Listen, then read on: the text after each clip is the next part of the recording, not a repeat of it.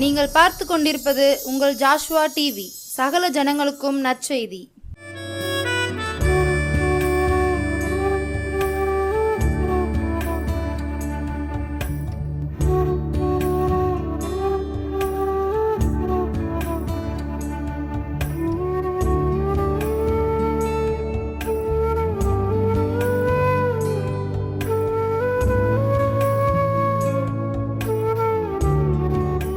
ஏசப்பா, நன்றியோடு உம்மை துதிக்கிறோம், சோதரிக்கிற ஆண்டவரே.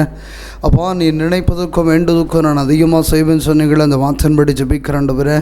இந்த ஜாஷுவா டிவி முழு ஆண்டவரே, இந்த பிள்ளைகளை சந்திக்க மிக்க மகிழ்ச்சி அடைகிற ஆண்டவரே. பரிசுத்த ஆவியானவரே, நீங்கள் மகிமைப்படுங்க ஆண்டவரே. இந்த வார்த்தையினால் பேசுங்க, வல்லமையினால் நிரப்புங்க, வரங்களினால் நிரப்புங்க. சத்திய ஆவியானவர் அப்பா ஒரு வேறொரு தேற்றமான இந்த பிள்ளைகளை தேற்றி நடத்த கிருபிச்சுங்க ஆண்டவரே. இம்மட்டும் காத்த எவனேசரே, உம்மை துதிக்கிற ராஜா, இனி காத்தோடி நடத்துங்க. ஏசு கிறிஸ்து மூலம் ஜெபிக்கிறோம் நல்ல பிதாவே, ஆமென். யோவான் 14வது அதிகாரம் 16-18 வரை. நான் பிதாவை வேண்டிக் கொள்வேன், அப்பொழுது என்றைக்கும் உங்களோடு கூட இருக்கும்படிக்கு சத்திய ஆவியானவரை வேறொரு தேற்றவானே அவர் உங்களுக்கு தந்தருடுவார். உலகம் அந்த சத்திய ஆவியானவரை காணாமலும் அறியாமலும் இருக்க மாட்டாது. இருக்கபடினால் அவரே பெற்றுக்கொள்ள மாட்டாது. அவர் உங்களோடு வாசம் பண்ணி உங்களுக்குள்ளே இருப்பதால் நீங்களும் அவரை அறிவீர்கள். நான் உங்களை திக்கற்றவர்களாய் விடேன், உங்களோடு கூட வருவேன். பாண்டவர் சொல்கிறார் பாருங்கள், நான் பிதாவை வேண்டிக் கொள்வேன். அவர் என்ன செய்வார்? நான் பிதாவை வேண்டிக் கொள்வேன், அப்பொழுது என்றைக்கும் உங்களோடு கூட இருக்கும்படிக்கு சத்திய ஆவியானவர் வேறொரு தேற்றரவாளன்.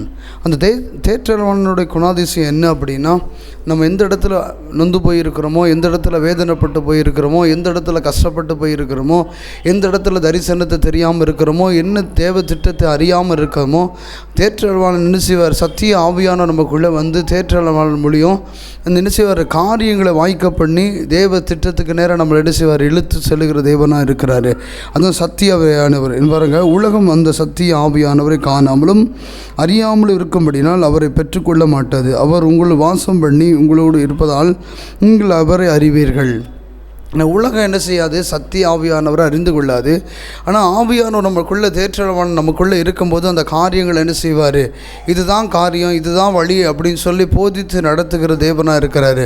அதான் சொல்கிறார், சத்திய ஆவியானவர் சகலத்தையும் சத்தியத்துக்குள்ளே என்ன செய்வார்? நடத்துகிற தேவனாக இருக்கிறார். அன்னைக்கு நம்ம என்ன தேவை இருக்கோ அந்த தேவைகளை சந்திக்கிற தேவனாக இருக்கிறாரு. நம்ம இந்த வழிக்கு போகணும், இந்த வழிக்கு போகக்கூடாது அப்படின்னு சொல்லி என்ன செய்வார்? சத்திய ஆவியானவர் அந்த தேற்றவானை நம்மளை நடத்துறதுக்கு அவர் வல்லமை உள்ள தேவனாக இருக்கிறாரு. அந்த சத்திய ஆவியானவரை நம்மளை பெற்றுக்கொள்ளணும் அப்படின்னா அவர் சமூகத்தில் அமர்ந்திருந்து அவருடைய பலத்தில் நம்ம தரித்து கொள்ளும்போது அந்த சத்திய ஆவியானவர் இரவு பகலமாக என்ன செய்வார்? நம்மளோடு கூட என்ன செய்வார்? பயணிக்கிற தேவனாக இருக்கிற வசனம் சொல்லுது பாருங்கள், நான் ஆவியோடு விண்ணப்பம் பண்ணுவேன், நான் கருத்தோடு விண்ணப்பம் பண்ணுவேன். அப்போ பவுல் சொல்கிறேன், நான் ஆவியோடு விண்ணப்பம் பண்ணுவேன், நான் கருத்தோடு விண்ணப்பம் பண்ணுவேன். அப்படிங்கிறதுக்கு அடையாளம் என்ன அப்படின்னா, எந்த சமயத்திலும் நம்ம ஆவியோடு விண்ணப்பம் பண்ணுகிற ஒரு அனுபவத்தில் இருந்தால் தான் அந்த சத்திய ஆவியானவர் நம்மளோடு வழி நடத்துகிறத, அந்த சத்திய ஆவியானோட சத்தத்தை நம்ம கேட்குற பிள்ளைகளாக என்ன செய்ய முடியும்? மாற முடியும். சத்திய ஆவியானவர் நம்மளை எப்படி நடத்த போகிறாரு, அவர் எப்படி நம்மளை செயல்படுத்த போகிறாரு, அதை உணரத்தக்க அந்த தன்மையை நமக்கு வெளிப்படுத்துகிற தெய்வனாக இருக்கிறாரு. அதான் தாவீதுட்ட சொல்கிறேன், நீ அமர்ந்திருந்து பாரு, நானே தேவரென்று அறியத்தக்க நான் ஒன்னில் மகிமைப்படுவேன் அப்படின்னு சொல்கிறாரு.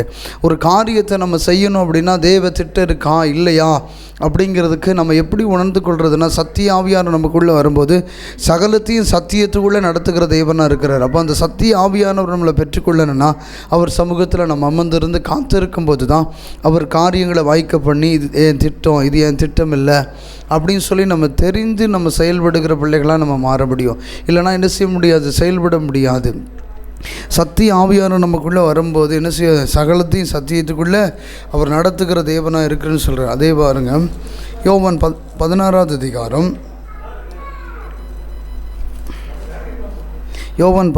அதிகாரம் 13, 14, 15.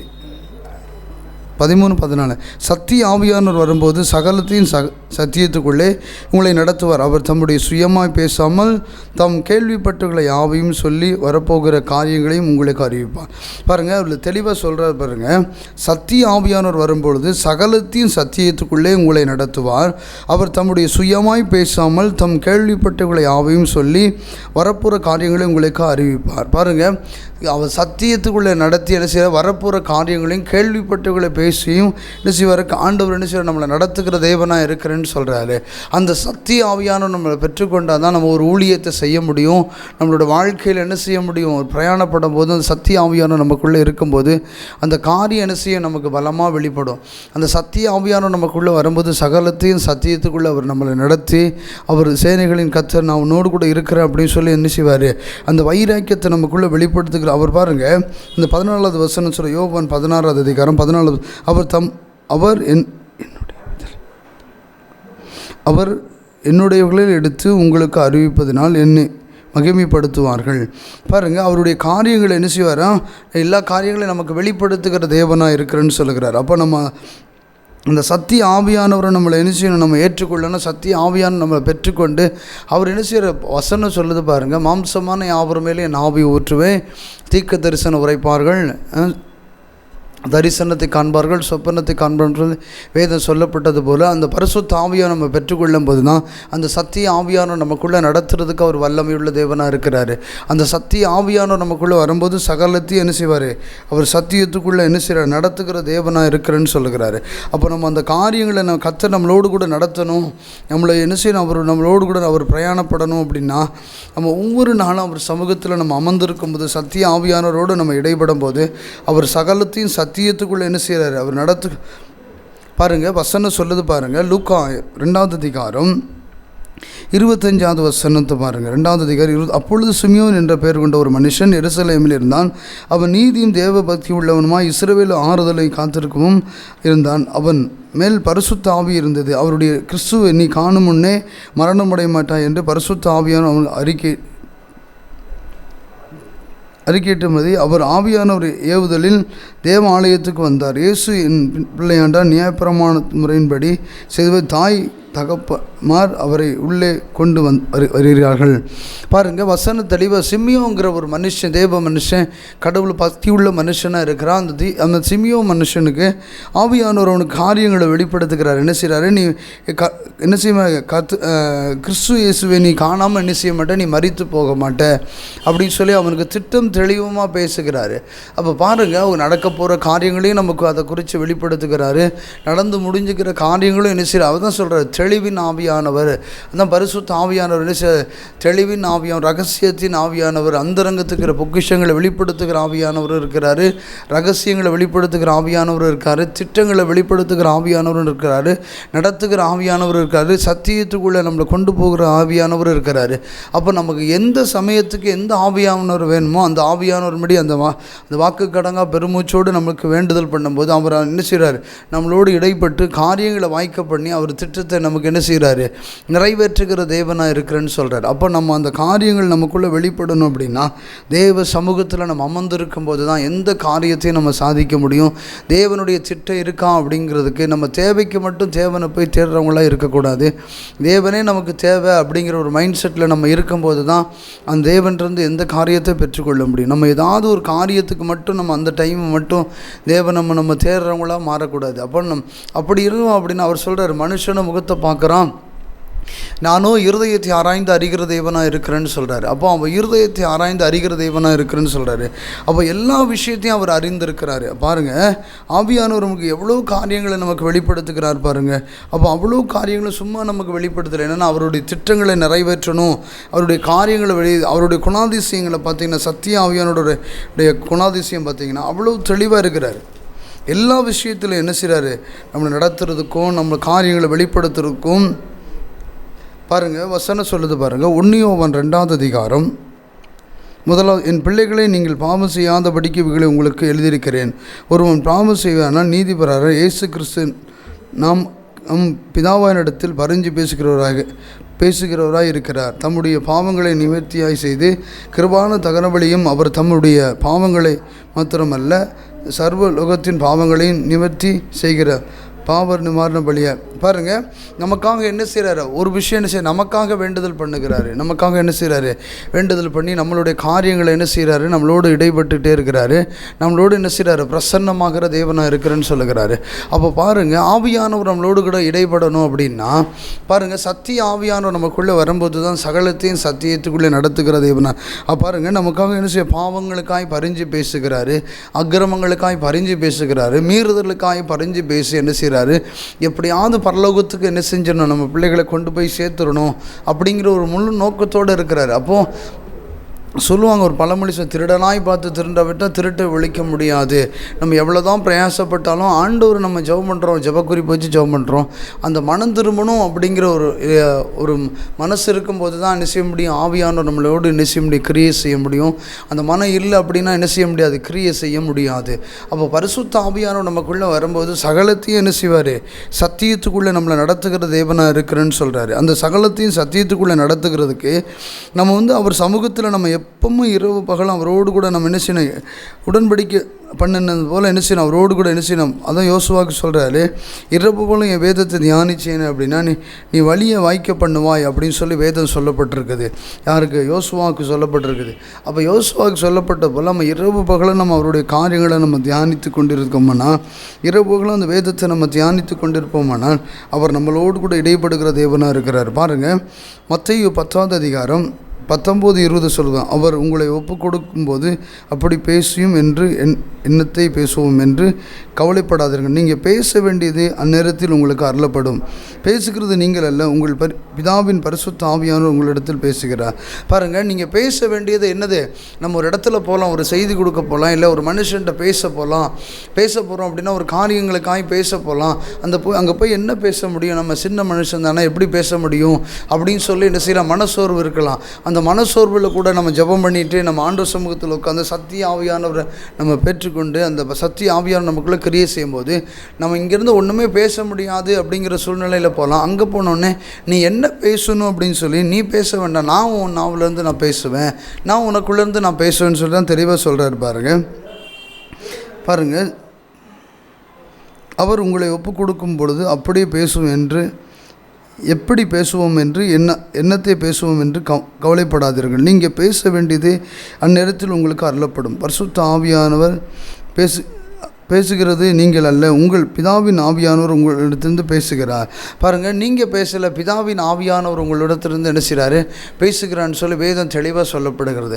அப்போ நம்ம என்ன பேசணுமோ, நம்ம செய்கிற ஊழியத்தின் அழைப்பை நம்ம எப்படி நம்ம தெரிந்து கொள்ள முடியும், அந்த ஊழியத்தை எப்படி நடத்த முடியும், நம்ம எப்படி ஒரு 100 பேர், ஒரு 100 ஆத்துமா, ஒரு 200 ஆத்துமா நமக்கு தந்திருக்கிறாரு அப்படின்னா அவங்கள்ட்ட நம்ம எப்படி பேசணும், அவங்கள எப்படி என்ன செய்யணும், அந்த ஆத்துமா ஆதாயப்படுத்தணும், எப்படி நம்ம சுவிசேஷம் அறிவிக்கணும், எப்படி நம்ம ஜெபம் பண்ணணும் அப்படின்னு சொல்லி எனக்கு ஜெபம் பண்ணவே தெரியாது அப்படின்னு சொல்லி நிறைய பேர் சொல்லுவாங்க. பார்த்துருக்குறேன், நான் ப்ரேயர் டீம் நடத்தும்போது பார்த்துருக்குறேன். அப்போ அந்த டைமில் நம்ம எப்படி போய் நின்னா போதும், அவர் செயல்படுகிற தேவனாக இருக்கிறாரு. அப்போ நம்ம மன உறுதியோடு என்ன செய்யணும், உண்மையாக என்ன செய்யணும், உட்காந்து ஜெபிக்கும்போது அவர் காரியங்களை வாய்க்க பண்ணுகிற தேவனாக இருக்கிறேன்னு சொல்கிறாரு. அப்போ பாருங்கள், நம்மளை எவ்வளோ தெளிவாக நடத்துகிற தேவனாக இருக்கார். அவர் பாருங்கள், யாரையும் சுயமாக பேசாமல் கேள்விப்பட்டுகளை மட்டும் என்ன செய்கிறாரு, அவர் பேசுகிற தேவனாக இருக்கிறார். பாருங்கள், யோவான் 14ஆம் அதிகாரம் பேசுகிறார். பாருங்கள், 14ஆம் அதிகாரம் 6. அதற்கு இயேசு, நானே வழியும் சத்தியம். தோமா அவரை நோக்கி, ஆண்டவரே, நீர் போகிற இடத்துக்கு அறிவோம், வழியை நாங்கள் எப்படி அறிவோம் என்றார். அதற்கு இயேசு, நானே வழியும் சத்தியம் ஜீவனுமாய் இருக்கிறேன், என்னை இல்லாமல் ஒருவனும் பிதாவினிடத்தில் வரான். பாருங்கள், அவர் சொல்கிறாரு, நீங்கள் போகிற இடத்துக்கு நான் எப்படி வர முடியும், தோமா பார்த்து கேட்குறாரு. அவர் சொல்கிறார், நானே வழியும் சத்தியமும் ஜீவனுமாக இருக்கிறேன், என்னை பின்பற்றுகிறவன் பிதாவை பின்பற்றுகிறான்னு சொல்கிறார். அப்போ என்னென்னா, அவருக்கு தெளிவாக சொல்கிறார், நான் என்ன செஞ்சு இந்த பூலோகத்தில் நடத்தி வந்தனோ, என்ன நோக்கத்துக்கு இந்த பூலோகத்துக்கு என்னை அனுப்புனாரோ அதே நோக்கத்துக்கு தான் உன்னையும் அழைத்திருக்கிறாரு, உன்னையும் முன்குறித்திருக்கிறாரு, நீ சந்தேகப்படாத அப்படின்னு சொல்லி தோமாட்ட சொல்கிறாரு. அதே போல் தான் உங்களை என்ன செய்கிறார், அந்த கடைசி கால எழுப்புதலுக்காக ஆண்டவர் முன்குறித்திருக்கிறாரு. அந்த சத்திய ஆவியானவரை நம்ம பெற்றுக்கொள்ளும் போது தான், அந்த தேற்றல்வானை நம்ம பெற்றுக்கொள்ளும் போது தான் அந்த வழி நடத்தலுக்குள்ளே கொண்டு போவார், நம்மளை தரிசனத்துக்கு நேராக கொண்டு போவார். நம்ம சுயபலத்தில் ஓடணும் அப்படின்னா ரொம்ப நாள் ஓட முடியாது. ஒரு வருஷம் ஓடலாம் ஊழியத்தில், ஒரு 1.5 வருஷம் ஓடலாம், அதுக்கு மேலே மிஞ்சி ஓட முடியாது. பரிசுத்த ஆவியானவர் நம்ம கொடுத்த தரிசனத்தில் அபக்குக்குள்ளே சொல்லப்படுது, குறித்த காலத்தில் தரிசனம் வைக்கப்பட்டிருக்கிறது, அது தாமதிக்காததுக்காக காத்துற அது நிச்சயமாக விளங்குன்னு சொல்லி வேதத்தில் சொல்லப்படுகிறது. அந்த கடைசி கால தரிசனம் ஒவ்வொரு மனுஷனுக்கு வைத்திருக்கிறாரு. அந்த தரிசனத்தின் நோக்கத்தையும் அந்த தரிசனத்தின் திட்டத்தையும் அந்த தரிசனத்தின் எல்கையையும் நம்ம அறிந்து கொள்ளணும்னா சத்திய ஆவியானவர் நமக்குள்ளே இருக்கும்போது தான் அந்த தரிசனத்தின் எல்கைகளை நம்ம அறிந்து கொள்ள முடியும். தரிசனத்தின் நோக்கம் நம்மளை தெரிந்து கொண்ட நோக்கத்தையும் என்ன செய்ய முடியும், நம்ம அறிந்து கொள்ள முடியும். இல்லைனா என்ன செய்ய முடியாது, அறிந்து கொள்ள முடியாது. இப்போ பாருங்கள், எத்தனையோ ஒரு ஊழிய அழைப்பு இருக்கும், அந்த அழைப்புக்கு நேரம் ஓட்டம் இல்லாதபடிக்கு என்ன செய்வாங்க, ஒரு சுவிசேஷக அறிவிச்சிருப்பார், அழைச்சிருப்பார், ஒருத்தரை போதகரை அழைச்சிருப்பார், ஒருத்தரை மேப்பனை அழைச்சிருப்பார், ஒருத்தர் நினைச்ச தீர்க்கதரிசியை அழைச்சிருப்பார். ஒவ்வொருவருக்கும் ஒவ்வொரு விதமாக அழைச்சிருப்பார். எல்லாரும் ஒரே விதமாக அழைப்பார் அப்படின்னு சொல்லி பைபிள் சொல்லலை. வரங்களில் வித்தியாசம் உண்டு, 9 வரங்களிலும் குறைவில்லாதவர்களாக இருங்கன்னு சொல்லி வேதம் சொல்லுது. ஆனால் அழைப்பில் வித்தியாசம் இருக்குது. அந்த அழைக்கப்பட்ட அழைப்புக்கு நேரம் நம்ம ஓடணும். என்னென்னா அப்போஸ்தலர் ஊழியத்தை வச்சுட்டு என்ன செய்ய முடியாது, நம்ம சபையில் நடத்த முடியாது. அப்போஸ்தலர்னால் ஓடிட்டே இருக்கணும், சுவிசேஷம் அறிவிக்கணும், என்ன செய்ய சீஷர்களை உருவாக்கணும், அப்போஸ்தலர்களை உருவாக்கணும், தீர்க்கதரிசிகளை உருவாக்கணும், வேத பண்டிதர்களை உருவாக்கணும், ஓடிட்டே இருக்கணும். சுவிசேஷகர்னால் கிராமமாக போய் சுவிசேஷம் அறிவிக்கணும். அப்போ அந்த அழைக்கப்பட்ட அழைப்பில் நம்ம நிலைத்திருந்து விடணும். அதான் அபக்குக்குள்ளே சொல்லுது. என்னென்னா குறித்த காலத்தில் தரிசனம், நமக்கு என்ன தரிசனம் வைத்திருக்கிறாரு. ஆனால் தரிசனம் உண்மை, ஊழிய அழைப்பு உண்மை. அந்த அழைப்பு என்ன அழைப்பு அப்படிங்கிறத நமக்கு தெரியாமல் இருக்கிறதுனால தான் என்ன செய்ய முடியல, நம்மளோட தேவ திட்டத்தை புரிஞ்சு செயல்படாதபடிக்கு நம்ம என்ன செய்யும், காலம் போன போக்கில் ஓடுற மாதிரி என்ன செய்யணும், ஓடிட்டே இருக்கோம். அப்போ நமக்குள்ள தெளிவு கிடைக்காது. அந்த ஊழியத்தில் ஒரு மாற்றத்தை பார்க்க முடியாது, ஊழியத்தில் ஒரு எழுச்சியை பார்க்க முடியாது, ஊழியத்தில் ஒரு வல்லமைகளை பார்க்க முடியாது. ஆவியானவர் நம்மளோடு செயல்படணும் அப்படின்னா நம்ம அதுக்கு தகுந்த வழி என்ன செய்யணும், நம்ம ஒப்பு கொடுத்து தேவ திட்டத்துக்கு நம்ம ஒப்பு கொடுத்து அதன்படி நம்ம நடக்கும்போது தான் பரிசுத்த ஆவியானவர் நமக்கு என்ன செய்வார், பலத்த காரியங்கள் என்ன செய்வார், வெளிப்படுத்துகிற தேவனாக இருக்கிறார். அப்போ பாருங்கள், ஆவியானவர் நம்மளோடு இடையப்படணும் அப்படின்னா அந்த சித்தத்துக்கு நம்ம ஒப்பு கொடுத்து சத்திய ஆவியானவருடைய திட்டத்துக்கு நம்ம ஒப்பு கொடுத்து அதன்படி நம்ம நடக்கும்போது தான் பரிசுத்த ஆவியானவர் நமக்குள்ளோடு என்ன செய்வார், பிரயாணப்படுகிற தேவனாக இருக்கிறார். அவரோடு கூட நம்ம என்ன செய்வோம், அவர் சித்தத்தை நிறைவேற்றுகிற பிள்ளைகளாக என்ன செய்வோம், மாறுவோம். பாருங்கள், ரோமர் 8ஆம் அதிகாரம் 26, 27. பாருங்கள், அந்தப்படியே ஆவியானவரும் நம் பலவீனங்களில் நமக்கு உதவி செய்கிறவராகவும் நாம் ஏற்றபடி வேண்டிக் கொள்வதென்று அறியாமல் இருந்தபடினாலும் ஆவியானவர் வாக்கு கடங்காத பெருமூச்சோடு நமக்கு வேண்டுதல் செய்கிறார். ஆவியானவர் தேவனுடைய சித்தத்தின்படியே பரிசுத்த ஆவியானவர் தக்க வேண்டுதல் எப்படினால் இருவரும் தங்களுக்கு ஆராய்ந்து பார்க்கிறோம். ஆவியானவர் சிந்தை இன்னதென்று அறிவீர்கள். பாருங்கள், வசனம் தெளிவாக சொல்லுது. பாருங்கள், அந்தபடியே ஆவியானவரும் தமது பலவீனங்களை நமக்கு உதவி செய்கிறவன் நாம் ஏற்றபடி வேண்டிக் கொள்வதென்று என்னதென்று அறியாதிருந்தபடினாலும் ஆவியானவர் தாமே வாக்கு கடங்கா பெருமூச்சோடு நமக்காக வேண்டுதல்.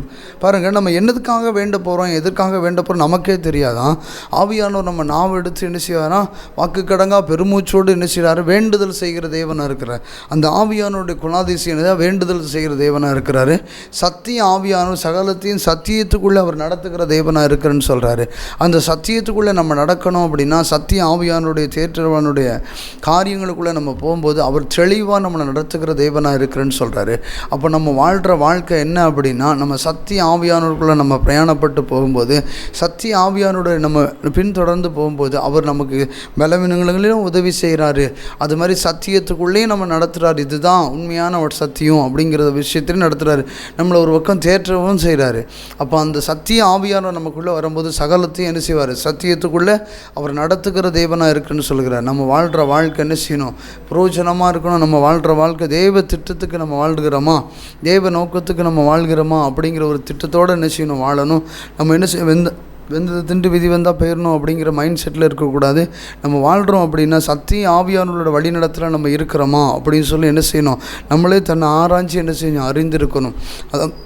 ஆராய்ந்து அறிந்திருக்கும் போது ஆவியானவர் நமக்கு அநேக காரியங்கள் என்ன செய்வார், அவர் நமக்கு வெளிப்படுத்துகிறது. அதான் சொல்கிறார், அந்தபடியே ஆவியானவர் நமக்கு பலவீனங்களிலும் தமக்கு உதவி செய்கிறவராகவும் நாம் ஏற்றபடி வேண்டிக் கொள்ள என்னதென்று அறியாதிருந்தபடினாலும் ஆவியானவர் தானே வாக்கு கடங்கா பெருமூச்சோடு நமக்காக வேண்டுதல் செய்கிறார். பாருங்கள், வாக்கு கடங்கா பெருமூச்சோடு அவர் நமக்காக வேண்டுதல் செய்கிற தேவனாக இருக்கிறார். அப்போ நம்ம அந்த பரிசுத்த ஆவியை பெற்றுக்கொள்ளும் போது தான் நம்ம தெளிவான ஒரு வாழ்க்கை, ஆவிக்குள்ள பிரச்சனைக்குள்ளே நம்ம தெளிவாக இருக்கலாம். கிறிஸ்துவ உள்ள வாழ்க்கையில் நம்ம தெளிவு உள்ளவங்களாம் என்ன செய்யலாம், வாழலாம். ஜெபம் பண்ணலாமா? ஆண்டவரே, உம்மை நன்றியோடு உம்மை துதிக்கிறோம், ஸ்தோத்திரிக்கிறோம். ஆண்டவரே, பரிசுத்த ஆவியானவரே, ஒரு விஷயம் ஆண்டவரே, பிள்ளைகளை உம்மை கரத்தில் ஒப்பு கொடுத்து ஜெபிக்கிறோம். அந்த சத்திய ஆவியானவரை பெற்றுக்கொள்ள அந்த கடைசி காலம் அந்த அபிஷேகத்தை பெற்றுக்கொண்டு கர்த்தருடைய சத்தத்தை உணர்ந்து அப்பா பிரயாணப்படுகிற பிள்ளைகளை மாற்றுங்க ஆண்டவரே. அப்பா, அந்த ஒவ்வொரு வார்த்தையும் அநேக பிள்ளைகளோட இருதயத்தில் கிரியை செஞ்சு அதன்படி வழி நடக்க கிருபை செய்யுங்க. இயேசு கிறிஸ்து மூலம் ஜெபிக்கிறோம் நல்ல பிதாவே, ஆமென்.